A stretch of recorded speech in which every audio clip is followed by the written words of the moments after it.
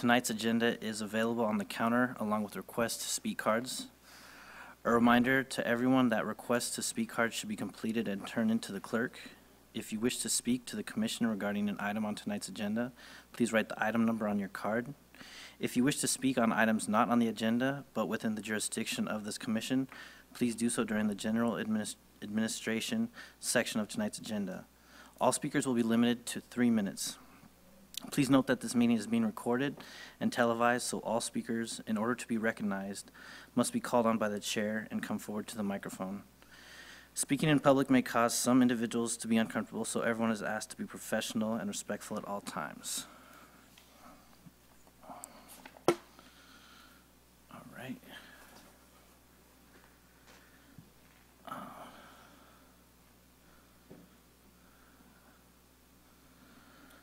So, if we could all stand for the Pledge of Allegiance.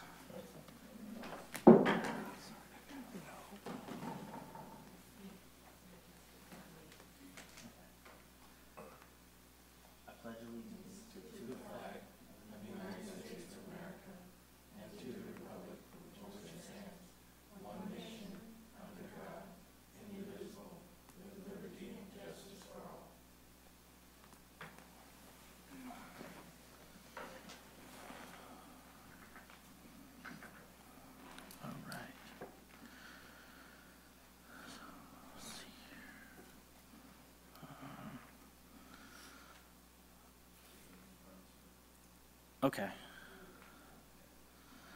So the first item, we'd like to take consideration of approval of the minutes of the September 16, 2015 special meeting of the Economic Development Housing Commission. Do we have a motion to approve the minutes? I'll make a motion to approve the minutes. Do we have a second? I'll second. Minutes are approved.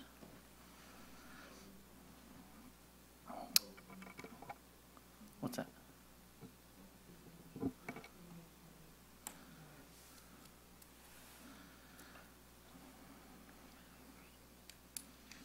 Okay. So moving down the agenda, the next item is a consideration of the draft Citizens Participation Plan for administration of the Federal Community Development Block Grant.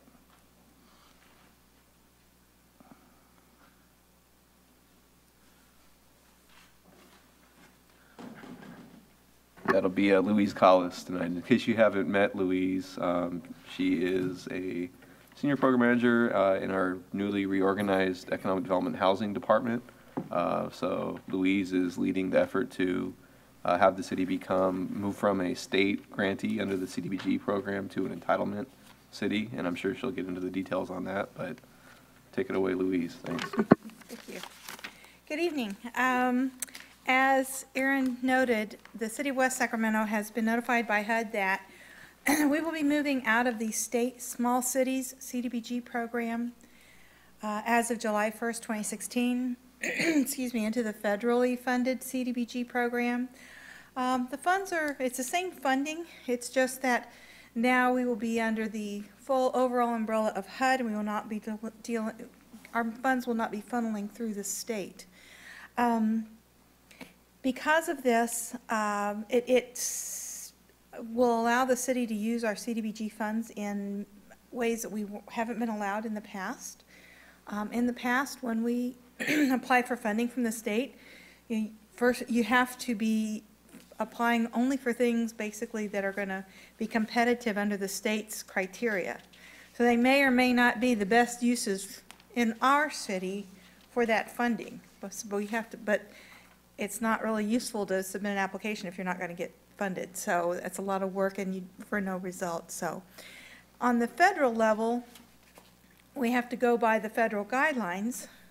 We still have to make sure that at least 70% of the funds are used directly for benefit of low and moderate income persons. Remaining funds can be used for other CDBG eligible objectives, such as what they call urgent need. Those are fairly rare. It's like an emergency, a flood or an earthquake. The other is the elimination of slum and blight within a city. That used to be fairly easy to do in California because if you had a redevelopment agency, you already had a declaration that those areas contain slum and blight, so it's a little more difficult actually under the federal program to use that category, but it's still there. But for the most part, CDBG funds were created at the federal level to improve low-income neighborhoods and to improve the lives of low-income persons. CDBG standing for Community Development Block Grant. Most of the funds are often used for housing activities and infrastructure, those types of projects that can really make a difference in a low-income neighborhood. They can also be used for other activities, and through the state program, we've been very successful in our state applications over the years. So we really have done a lot of things under the state program, but we're going to have to shift focus a little bit with the federal program just because of the changes in the way the funds are used. Before we can access the funds from the state, we have to develop a couple of plans so that we have to do an analysis of needs in West Sacramento, an analysis of existing resources, and then say, within this context, where can CDBG best be used? Where can it be most effective? Because we don't want to duplicate services that are already available. We don't want to duplicate existing funding streams. And sometimes CDBG comes with, even at this federal level, comes with a lot of federal strings that can sometimes make it a little difficult to use. And so we want to look at different funding sources and see where they can be the most effective, where we can get the biggest bang for the buck. And honestly, there's some cities that have their overhead is really high as far as staff time with CDBG because of some complicated federal regulations like environmental reviews and things like that. So there might be some times when CDBG funds a project is eligible, but doesn't necessarily make sense. It can be more cost-effective to use them in other manners. So what we're going to look for in this first document that's presented to you, this is the Citizen Participation Plan.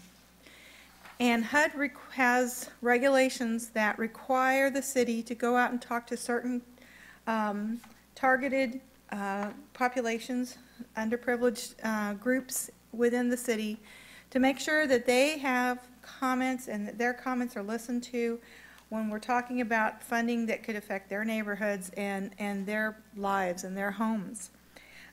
So this plan, although HUD says you have to talk to certain groups like low-income people and disabled people, they don't tell us how to do it.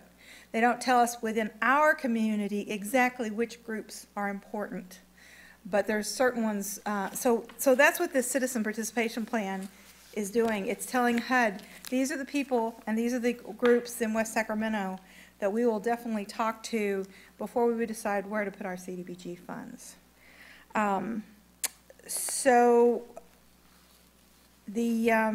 We brought this before, I'm trying to remember, it was the ED Housing Commission, I believe a couple months ago.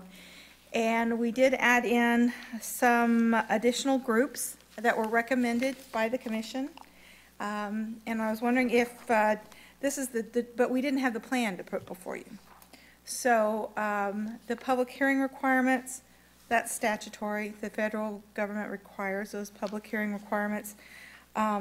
What is not statutory, which is kind of up to our discretion. Oh, my pages aren't numbered, sorry. I thought I'd be able to refer to the pages, but I guess it's the third page of the document at the top where it says Consolidated Plan Development Process. Those organizations that are listed there in the bulleted items. Want to make sure that we talk to all of those folks when we develop our 5-year plan.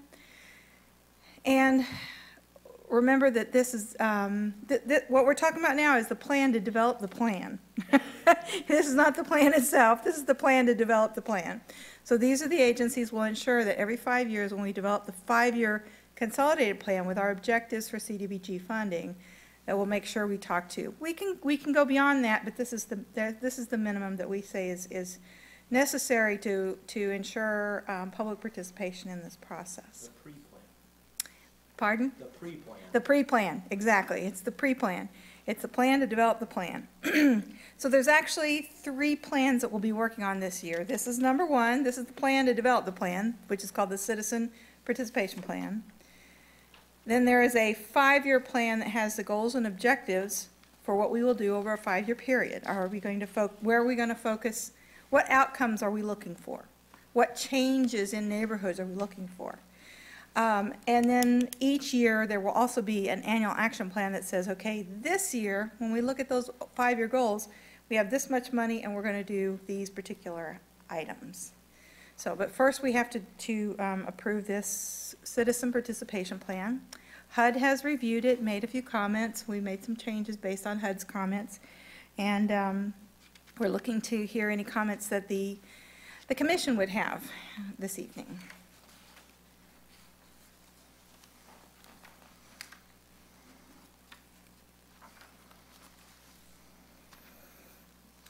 Do we have any questions? Ms. Collis, just for my own edification, how much of this was required under the state-administered CDBG program? Do you have planning processes already in place? No, because the state had to do the citizen participation plan, the 5-year consolidated plan, and their annual action plan. Because they were the applicants under the Exactly, federal because the CDBG. HUD fund was coming to them. So we were not responsible for that. And also, there's something in here at the very end, you'll see the CAPER, the Consolidated Annual Performance Evaluation Report. So at the end of the year, we'll have to submit the CAPER, and the state was doing the CAPER for us. But we had to submit all the information they needed for the consolidated plan and for the CAPER and things.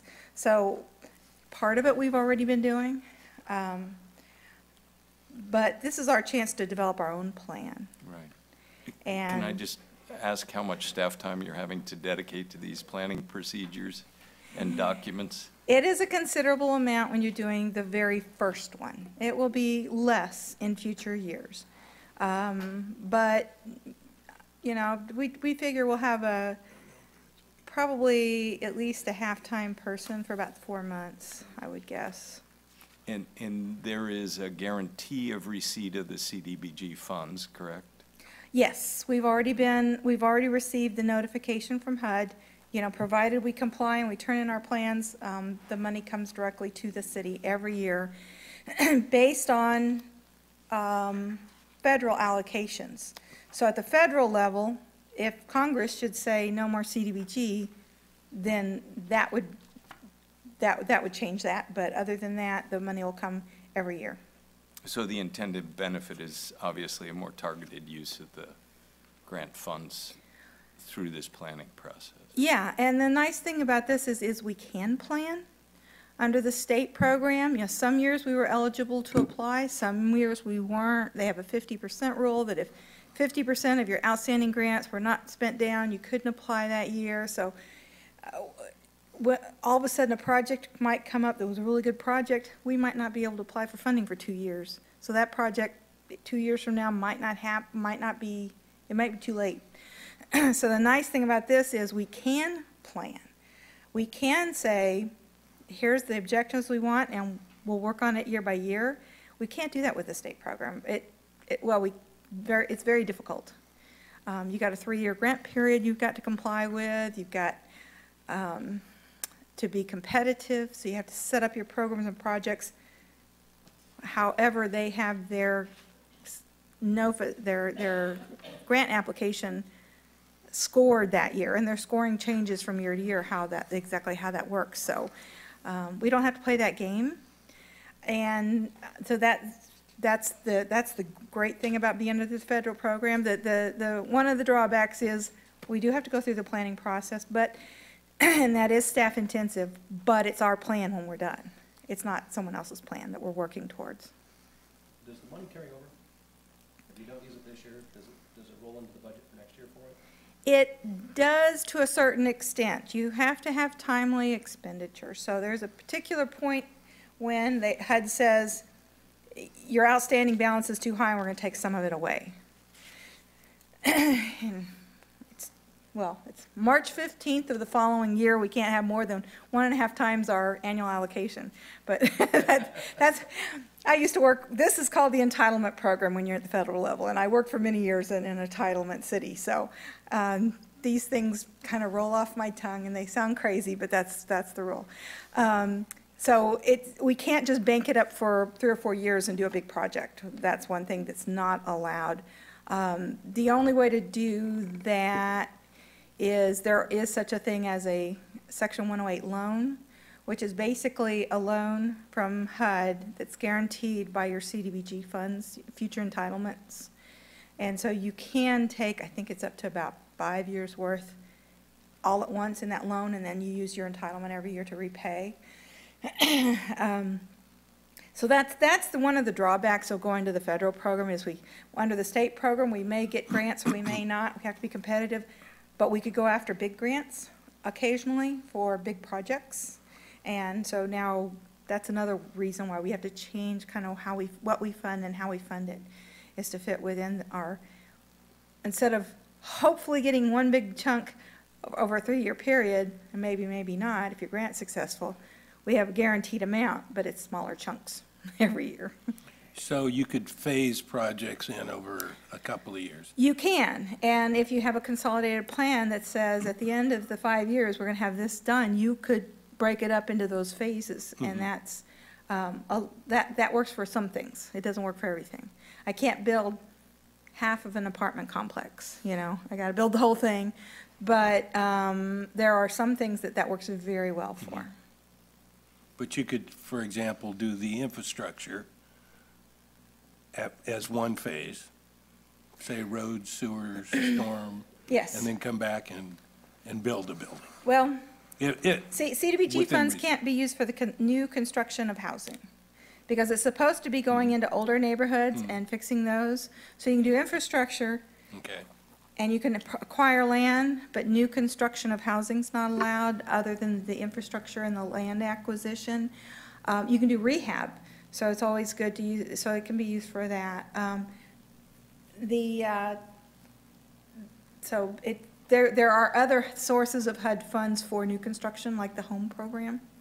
But you can do like a multi-phase, I was going to say, you can do a multi-phased infrastructure project. Right. that would Exactly. be Yeah, multi-year. absolutely, and And then- I've done many of those in the past in Okay. my former life. Thank Yeah. you.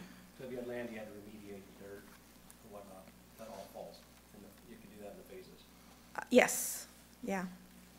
Yeah, we've done, a lot of times when we do remediation, we use brownfields grants, but we can use CDBG in addition to that. I know we purchased some land one time and used brownfields money for the remediation, but there was a structure on the property that was red tagged, it needed to come down, so we used CDBG for acquisition and demo, and brownfields money for remediation.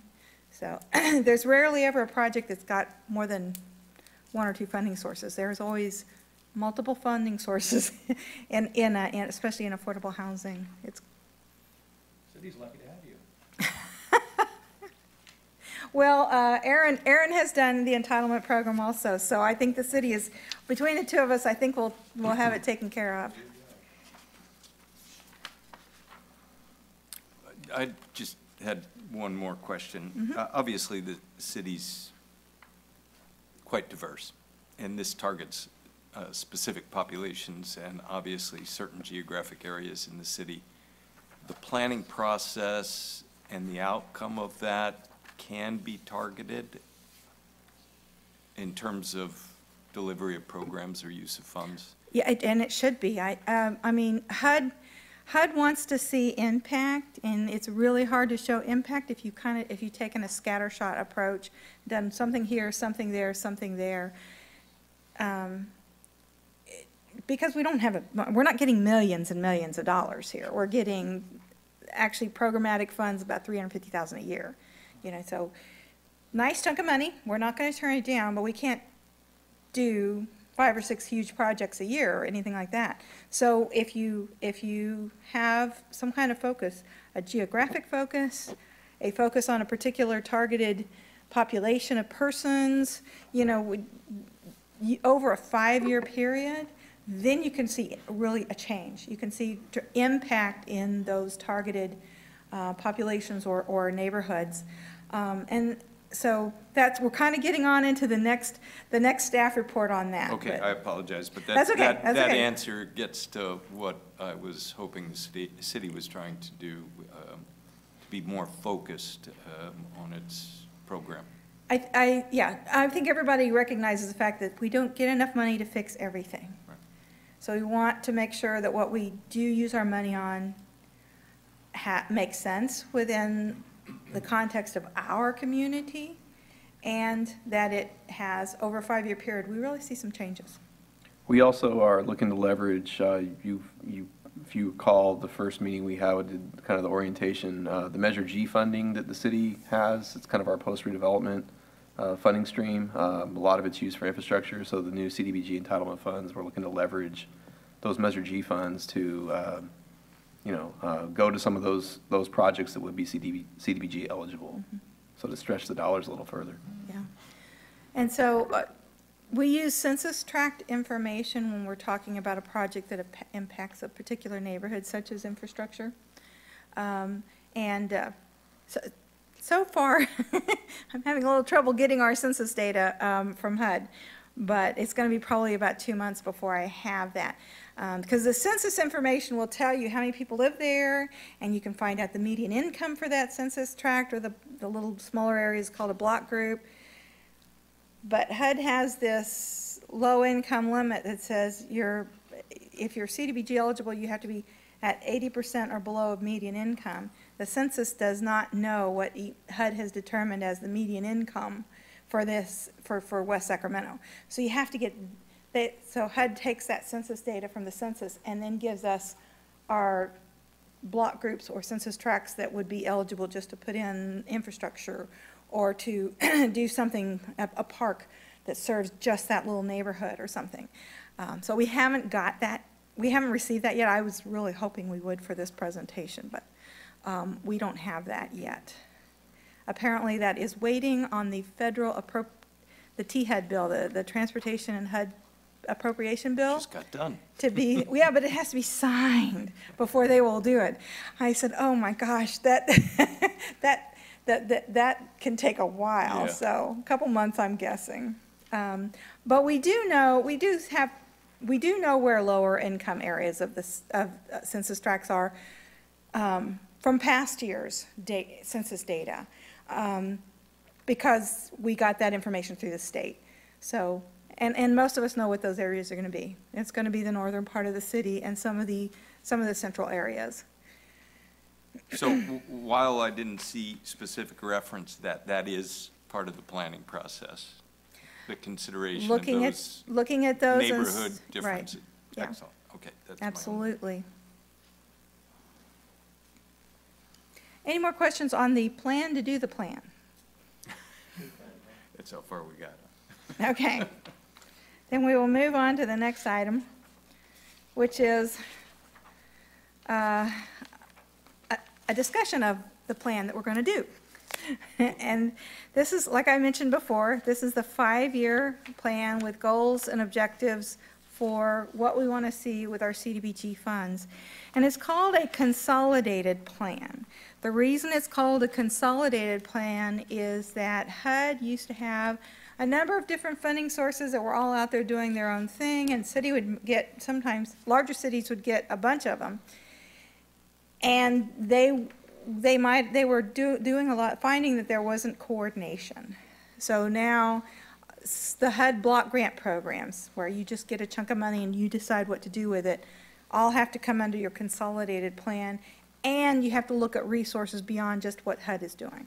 You know, what kind of money is coming into the county for county services and the school district for those services. So in West Sacramento, we've just now hit with CDBG entitlement. The other 3 block grant programs, which are home, ESG, that's used to be called emergency shelter grant. Now it's it's got a new name, but it's for homeless programs. It's still ESG, but I can't remember the words now. And then the third one is AIDS funding, HOPWA, Housing for opportunities for persons with AIDS. We don't get those 3, so we are still eligible to go through the state on those. We can go to state for home. The other 2 are coming to the county, at the county level for Yolo County.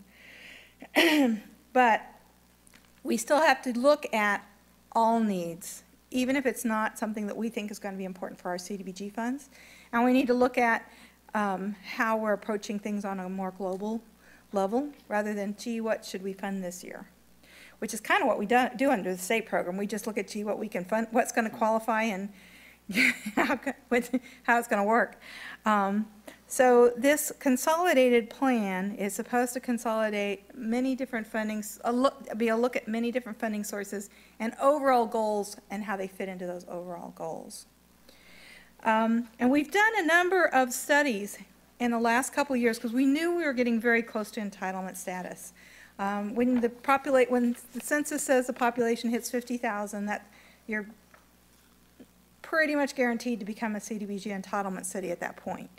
There's another little calculation they do, but 99% of the time, that's the tipping point. And we knew we were very, very close. So we've been doing studies to kind of lead up to this, starting with our homeless study 2 years ago. And the homeless study was a pretty extensive community outreach process. We had one-on-one interviews with residents. We talked to the business community. We talked to the service providers. We talked to homeless folks themselves. And so we have a lot of data on what it means to be homeless in West Sacramento. And out of that, we developed a plan. And interestingly enough, we followed that plan, and that led to the Bridge to Housing program. That wasn't in the plan. The Bridge to Housing program last year was not in the plan. But all the work that we did getting people together and getting people talking about homelessness, I think, led to the Bridge to Housing. And if you're not familiar with that, the city partnered with the county and the housing authority to go out to the river, take 65 people directly off the river and put them into a motel on West Capitol Avenue for 3 months last winter. So they had shelter all winter long and intensive case management and services. And most of those folks have ended up with permanent housing. Not all. There were a few people that didn't get that far. Some of them are still working on the permanent housing. You know, like there were some people that ended up in maybe drug treatment or needed to go for inpatient mental health. So they're still shuffling through the last few. But I think the last I heard, Aaron, I think it was over 50, about 50 people got permanently housed, I think. So out of 65. And honestly, I've worked with homeless programs since 1995. So I've never been a homeless program worker, but I've funded these programs. I've seen the results of their work. My best guess was going to be 25%. And we tripled that. So I think the folks that worked on the Bridge to Housing program did really well. And a lot of that coordination came from the results of the homeless study. So we want to follow through with what we said take that to the next level. No more Bridge to Housing programs probably because it was very expensive, both cost and staff resources for all the nonprofits that put in people and for the county. But we learned a lot, and we really made inroads in how to coordinate services better. So I want to continue with that. I put some information in your staff report on the most recent homeless census. So you can see that, well, some people feel like homeless folks drift in and they disappear, and then they drift in and they disappear. That does happen, but more than half of our homeless in West Sacramento have been here for a while. Years. So we want to find a way to deal with homelessness so that we're taking those folks that are here a long time and are really intensively using heavy intensive services. You know, the police are called, or have to be hospitalized for mental health issues, or we have some that have some really significant health problems, so they're continually going into emergency rooms and things.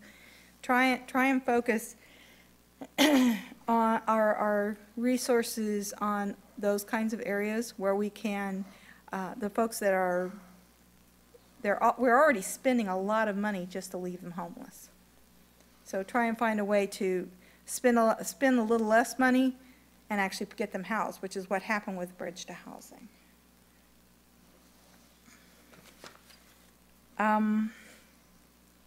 We have a lot of responsibilities as a city under our general plan housing element, as far as maintaining the housing stock, providing affordable housing for lower income populations and things. So though that's another thing we have to look at under our consolidated plan.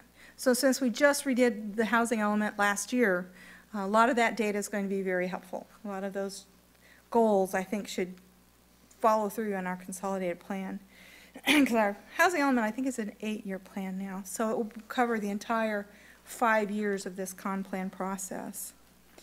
And then a big impact that we had last year was our Washington community strategy. I don't know if any of you all were involved in that, but we were looking at the Washington neighborhood, which is definitely poised for a lot of changes, a lot of infill development. It's going to be right in between the bridges, you know, the new I Street Bridge leading to the arena area and all of that's going on there in that side of Sacramento, and you know, the Tower Bridge to the south. So we have this plan, the strategy looked at all the issues that are impeding development in that area. A big one is infrastructure. It's got a really old street grid. It's got sewer lines and water lines and things that don't support additional development because it was never, you know, when they were put in 50 years ago, that wasn't needed. There are single-family homes and things there, some small industrial uses. That's not what we see in the future for that neighborhood. So, but also at the same time, there's a lot of very low-income people that live in that neighborhood. So when changes occur and that becomes more of an infill, high-density neighborhood, we want to make sure that the existing residents are not pushed out because they can no longer afford to live in their own neighborhood. So we want to think about ways to offset the negative impact on the existing residents. And so Washington's Sustainable Community Strategy looks at both sides of that coin, the really big benefits in that neighborhood of development, and also the drawbacks and how we can mitigate that. And then we have the BRIC study. This is going back a ways. Does anybody? I don't know if any of y'all were on the commission when we had the Economic Development Commission. They were very involved in the Business Resource and Information Innovation Center study. So it looked at what services were needed in West Sacramento to assist business persons and to encourage a business-friendly community. One of the things that we use CDBG funds for as a result of this study was to develop our micro-enterprise program. So we now contract with a nonprofit to do training to low-income people that either own a very small business or want to start one. So we had this is state funding, so we had a grant that I think we did 3 sessions of classes under that, so we probably did about 40 or 50 people. We got a new grant, and this, I guess, because I think because the economy is better than it was when we were doing the other one 3 or 4 years ago, we're getting way more interest. So we just finished our first round of classes. I think we had 24 people in our Spanish language class and 14 in our English language class. These folks went through 6 weeks of classes on things such as how to develop a marketing plan, how to develop what financial planning can do for you, not just how to put together the numbers, but what do the numbers mean for a business person. HR issues, you know, if you have to hire someone, what do you have to do legally to make sure that you comply with all the rules and regulations for being an employer. They get information on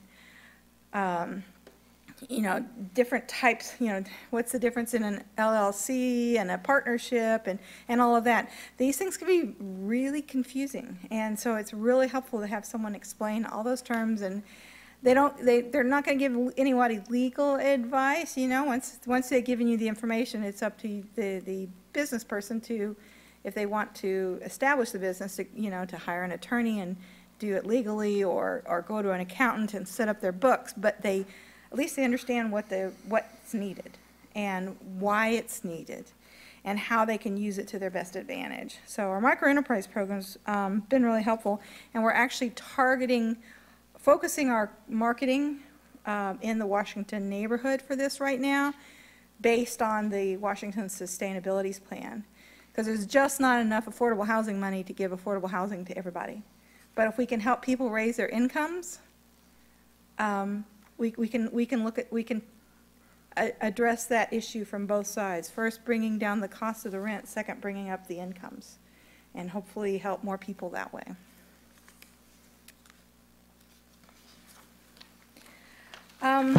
So those are the things that we already know we're going to refer to in the consolidated plan. And so we're here to listen to see if you have any comments, other things you think should be looked at, things that you think should be emphasized or highlighted, and if you think we've missed something, that's what I'm hoping that the commission can share with us this evening. And on page 4 of the report, there's a summary that has the 5 priority areas that we plan to include in the consolidated plan. Where the summary is? Yes. And most of this is based on the documents I just discussed. If I'm not mistaken, was Denny's not a winner for one of the micro and under, yeah? Denny's was a CDBG-funded project, in part. We were using state CDBG funds to do small business loans. The way that works is you have to create a certain number of jobs for low-income families. So once the business is open, I go out and I verify the incomes of the new hires and make sure that more than half of them fit under the CDBG income requirements. And So Denny's did receive, there was only owner equity invested, there was a bank investment, and then we had CDBG funds in the project as well. Okay. So we've done a few of those. Capital Bowl, when they expanded their restaurant, we did a CDBG loan for equipment there. Okay. So we've done a few of those. At this point, I'm not sure whether we are going to want to continue doing CDBG funds for that, just because of all the federal requirements. But that's definitely something that we're going to look at. Is there a need for these kinds of alternative funding sources for small businesses to keep our business community healthy in West Sacramento? And if so, what types of assistance are most useful? Would it be a loan guarantee? Would it be a buy down of interest rate? Would it be something else that we're going to look at those kinds of things. Thank you.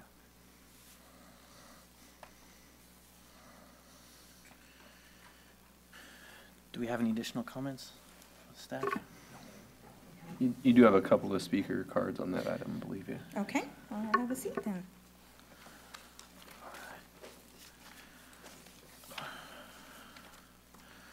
All right, I'm a little out of order on this. I did skip over the public comment, so if Dan Beveridge would like to present to the commission?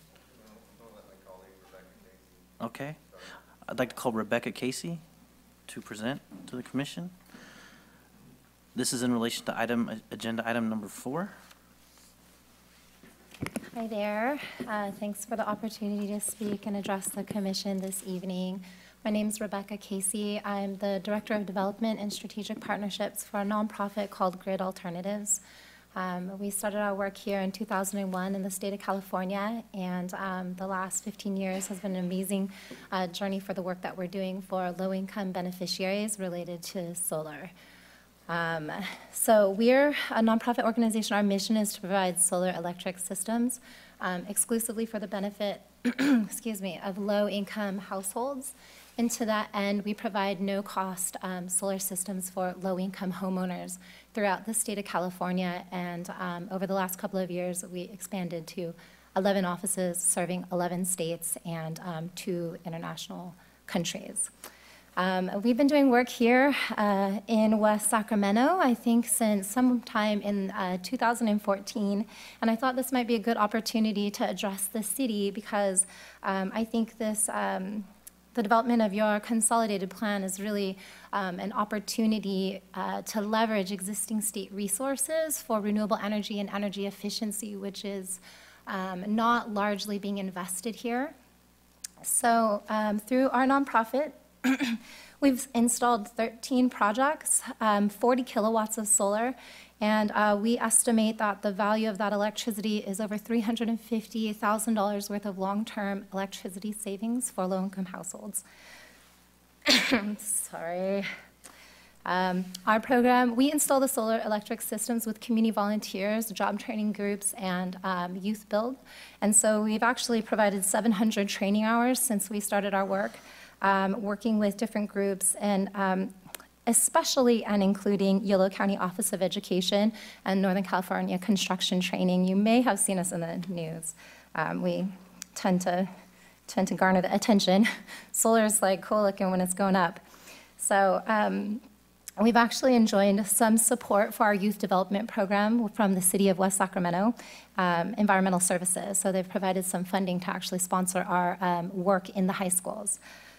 We think that solar is a really viable workforce initiative, especially here in California.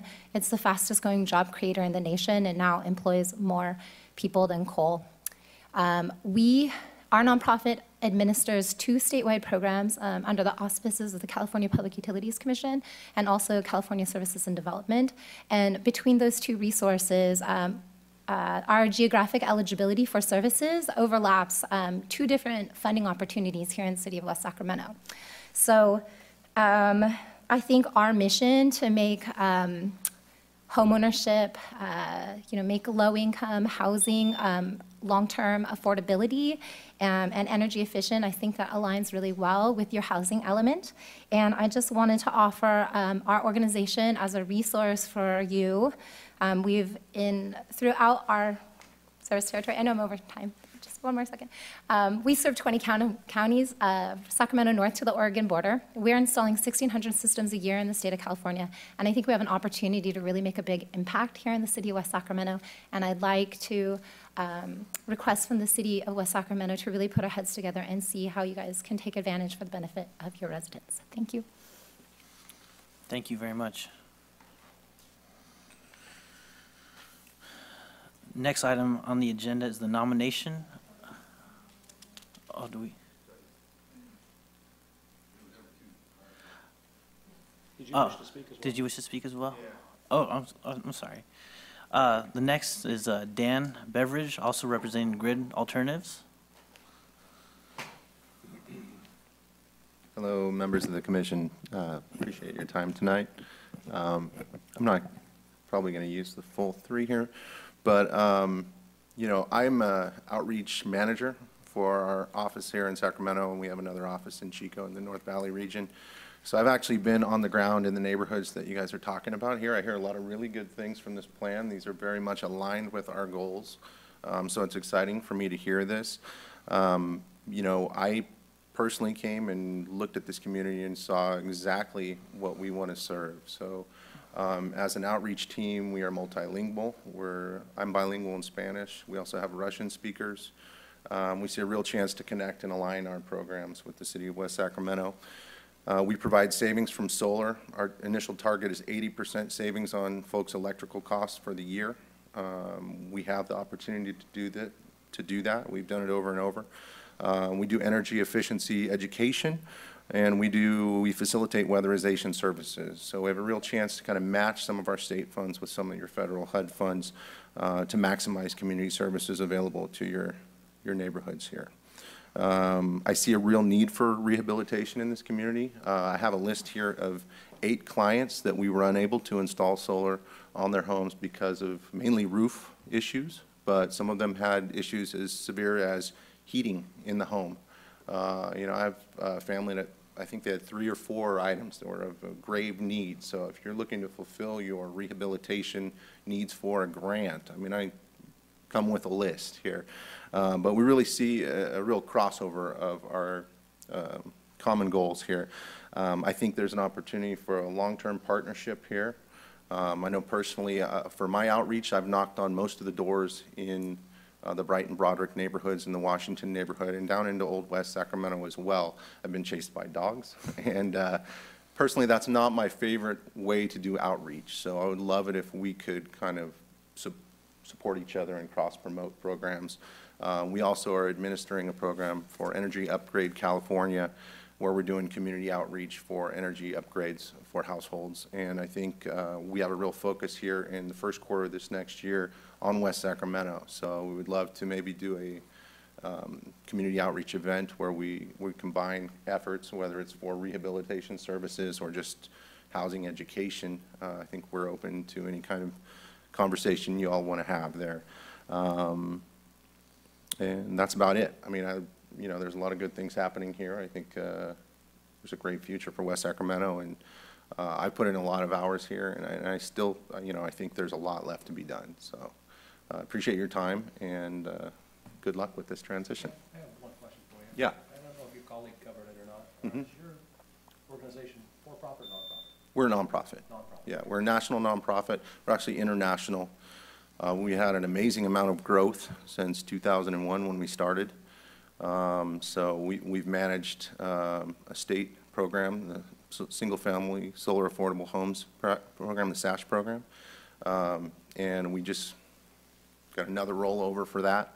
And we're the beneficiary of the State Bill 535, the Clean Air Act, where we're working now in SMUD territory to give back some environmental help to some of the homes that are in some environmentally disadvantaged communities. So, but what's unique about West Sacramento is that you have multiple layers of eligibility for our program, with an enterprise zone, with qualified census tracts, and then we also have a cap and trade map from State Bill 535. So we're able to use multiple funding sources to do our work. We bring kind of a multi-layered package where we're doing workforce training. Initially, it's the glamorous part is the savings for the homeowner, but with that comes, sustainability within the home for low-income homeowners, which, your demographic here really fits into that, where there's a high percentage of home ownership, but nobody's really, way off the charts with income. So it's really an ideal community for us to be working in, and I think, being that we're trying to offset some environmental issues as well, it's a great program, and we'd love to work with you guys. So, Thank you. Any additional comments? Could I go, I'm going to ask the obvious question here. While most of the developing and developed world is in Paris working on a greenhouse gas Concord, to what degree does this planning process, and I know we've got owner-occupied housing rehab, incorporate energy efficiency and greenhouse gas-oriented or green technologies? And I ask that because I know the political debate often hinges on the economic return, and to the degree we're addressing low-income beneficiaries of these programs, and it does reduce the carrying costs of managing their energy or other types of things. I'm curious. The city, of course, is very interested in reduction of greenhouse gases and affordability. But at the HUD level, those are very strong initiatives at the HUD level. So not just CDBG, but also other HUD funding sources always require us to do, the Energy Star appliances, and when we do housing rehab, they always encourage us to to add in any kind of energy efficiency upgrades that would be, that would reduce cost to the homeowner. And in most projects where you have multifamily housing built, the energy efficiency is always encouraged both at the city level and the HUD level. So, yeah, we definitely work towards that. And I'll just add, the speaker brought up SB 535. We were successful in actually getting some of the cap and trade funding that was actually leveraged with some state CDBG program income money on a project just down the street. So I think that's just indicative of the city's land use plans and everything we're doing around the riverfront with infrastructure and transportation. So, like I said earlier, we look to CDBG just being another source that we can leverage our ongoing efforts around sustainability. So. Good. I Yeah. expected as much. Yeah, but and thank you. that grant, in addition to providing gap funding for it's called the West Gateway Place project. I'm sure you've seen it. Well, big bulldozers out there for months now on the corner of, It's a Gateway and Grand and Grand. Tower Bridge That's Gateway. yeah, there we go. It might change next week, though. I know, that name has changed several times. But in addition, that grant is also funding a lot of infrastructure just to the north of that project. So the whole Tower Bridge Gateway area, to make it more walkable and bike-friendly, to fix the problem with the 2 traffic lights on 5th Street, one right after another, which is kind of dangerous, especially for pedestrians and bicyclists. And help prepare that whole area for streetcar when it comes through. So that grant's, the majority of the points on the scoring on that grant had to do with projected greenhouse gas reductions, both for the West Gateway Place apartment complex and for the transportation infrastructure. Because studies have shown that low-income people take transit more than other people do.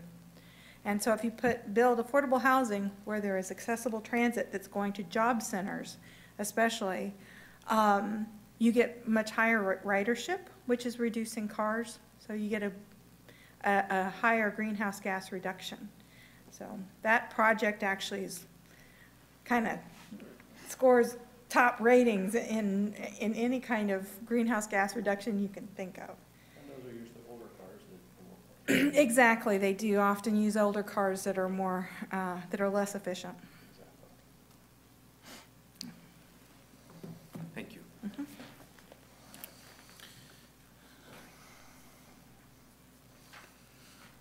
Okay.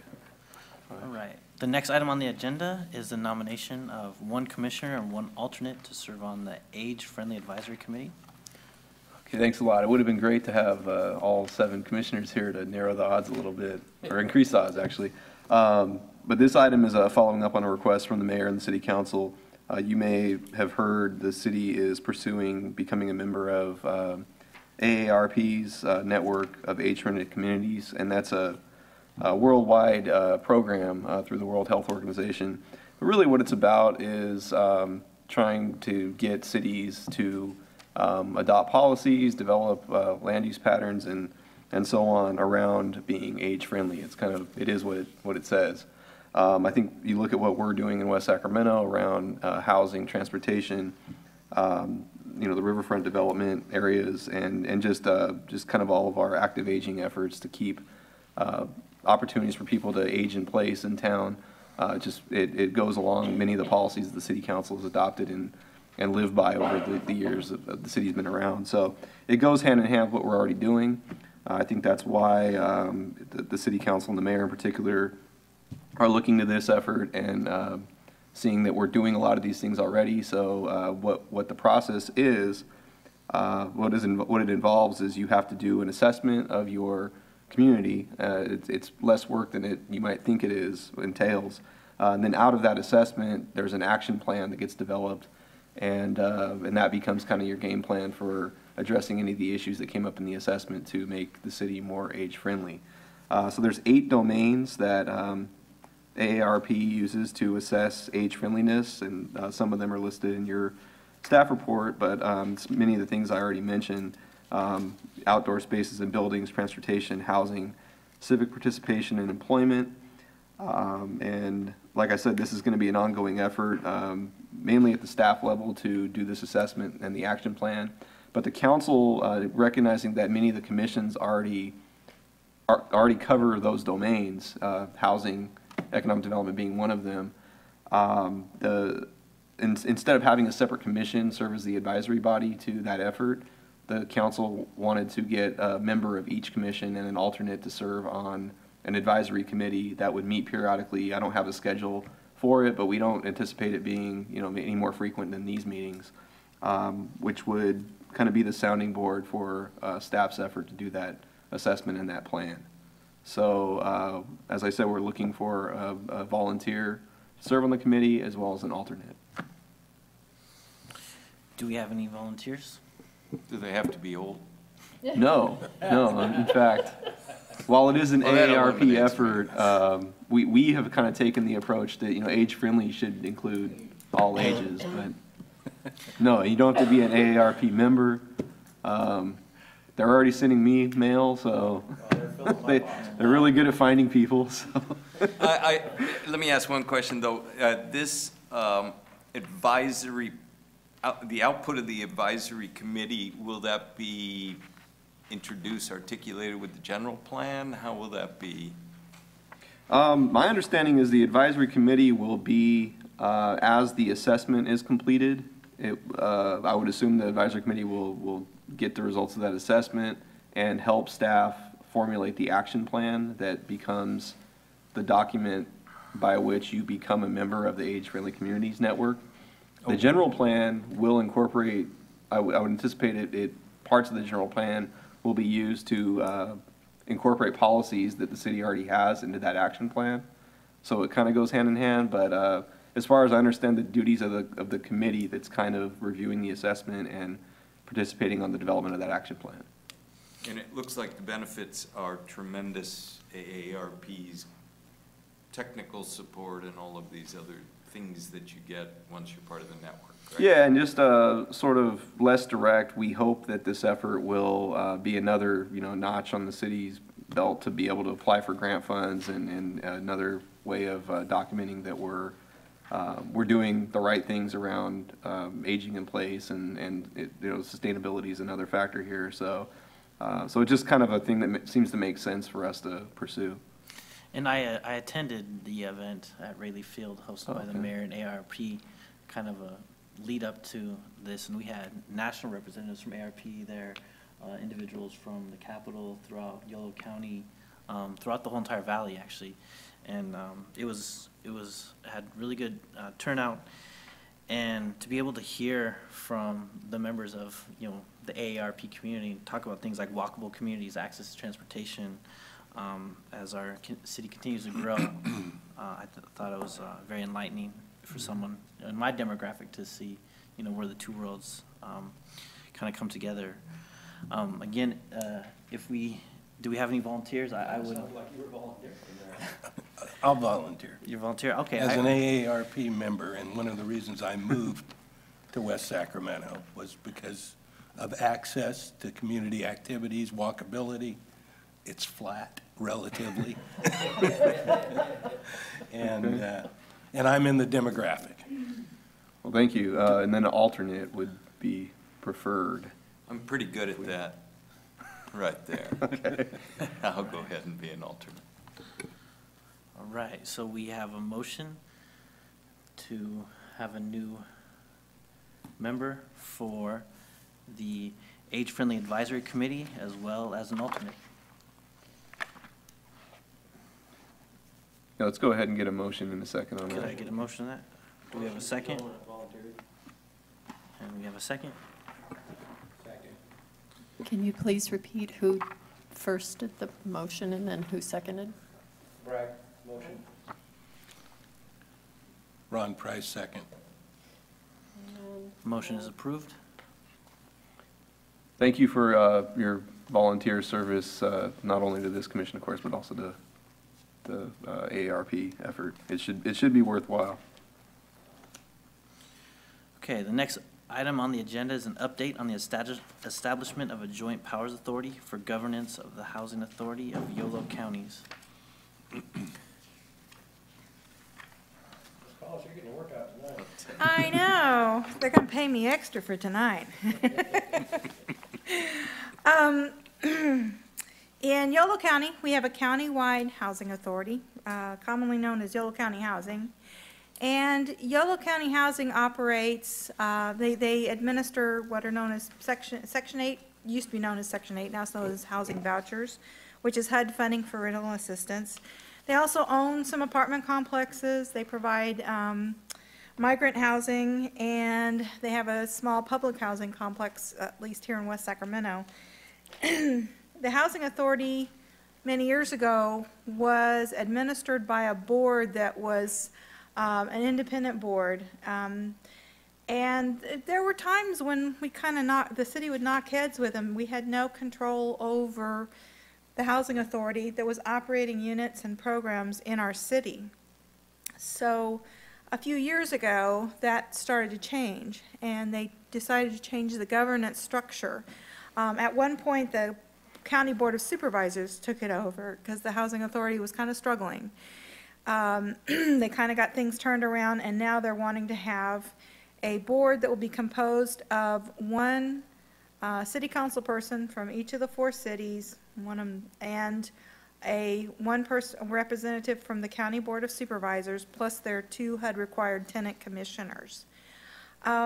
This governance structure has kind of been in effect actually for a couple of years, but it was still under the overall umbrella of the County Board of Supervisors.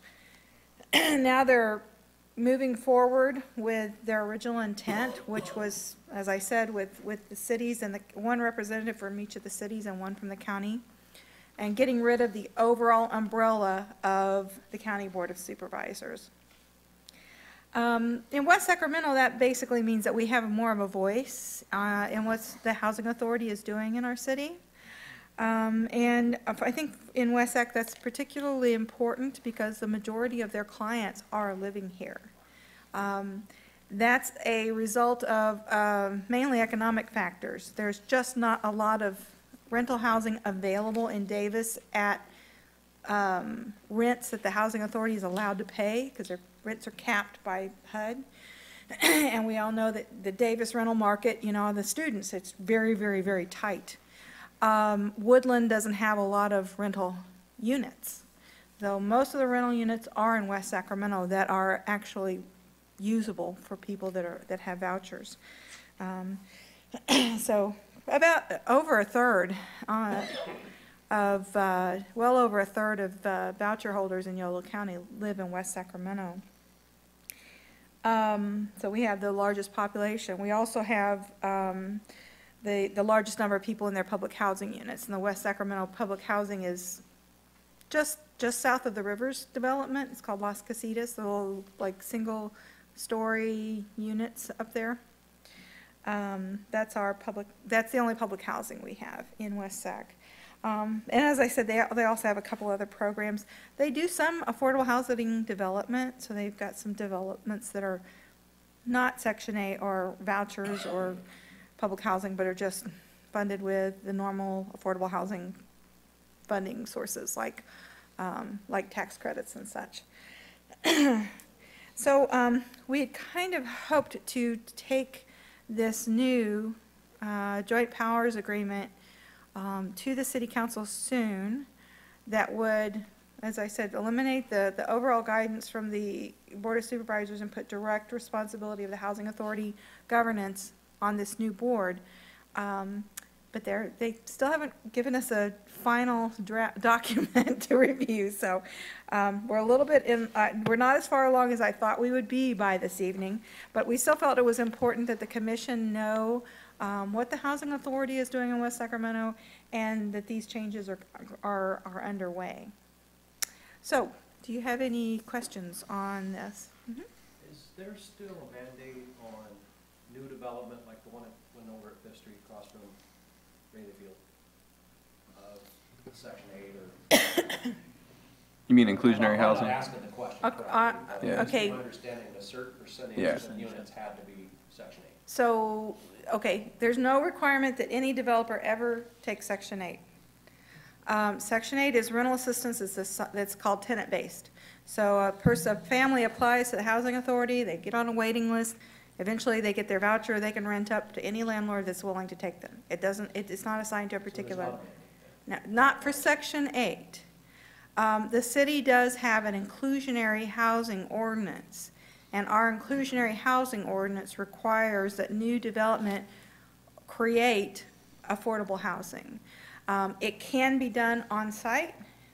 They can propose to do it off-site in a separate project, or sometimes we'll allow them to pay an in lieu fee, and then we take those fees and put them into a project the city sponsors. So there is a requirement, but that has nothing to do with Section 8 or the Housing Authority. That's the city, not the Housing Authority. And we are proposing, probably in the next year, we'll be looking at some revisions of that program. We actually did a wholesale change to the program a few years ago, or a couple of years ago. And we're trying to create more of an emphasis on creating revenue from that program to be able to create new housing through, traditional, what we call gap financing, where we make a loan to a developer to do a rental project like the one down the street.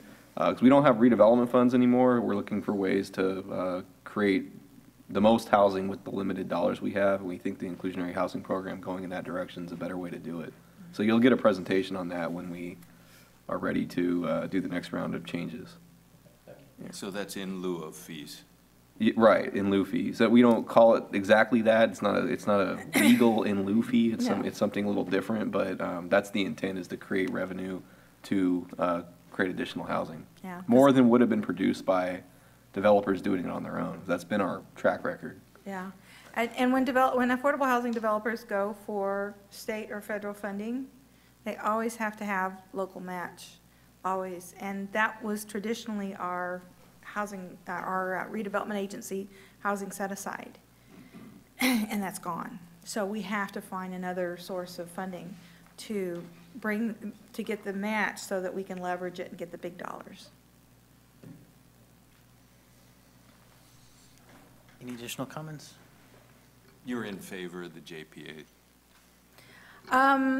I think that having some more voice at the local level in an organization that's affecting so many people living in West Sacramento is something that most people would be interested in. It's good. So, the housing authorities are difficult animals. Sometimes they have to abide by so many HUD regs. CDBG doesn't even come close to comparing to what Section 8 and public housing require.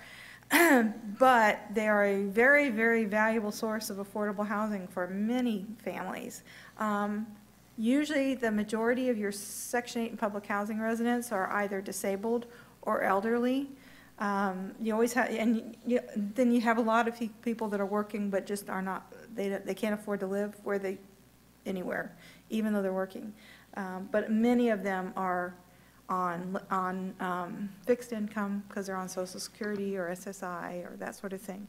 And so, to provide decent, safe, and affordable housing for those folks, most people would consider that important.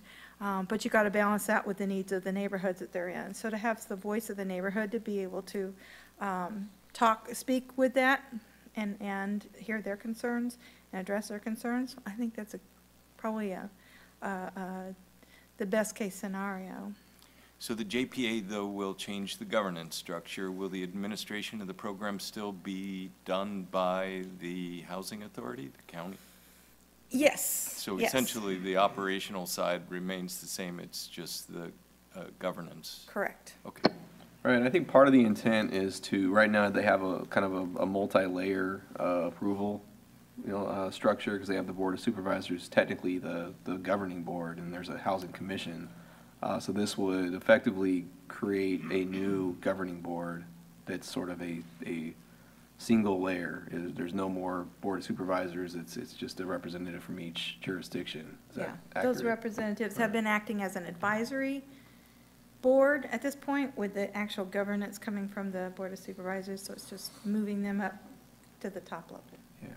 There's, as Louise said, we would have liked to have had the actual agreement to present tonight, and we were planning on taking it to council next week, but we may end up doing that in January, depending on what happens in the next couple days. But this is being driven by the Housing Authority. The cities didn't come together and say, we need to do this, but as far as what I've learned from the process so far, it seems to make sense from a, governing efficiency standpoint, but we'll see the devil's in the details on the agreement, and we'll be looking at that, having our attorney look at it before we bring it up to the council, like I said, probably in January.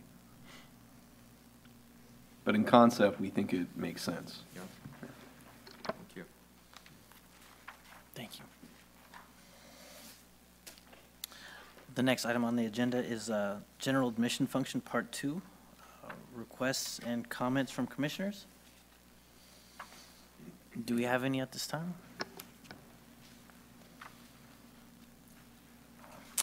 Next item, staff updates.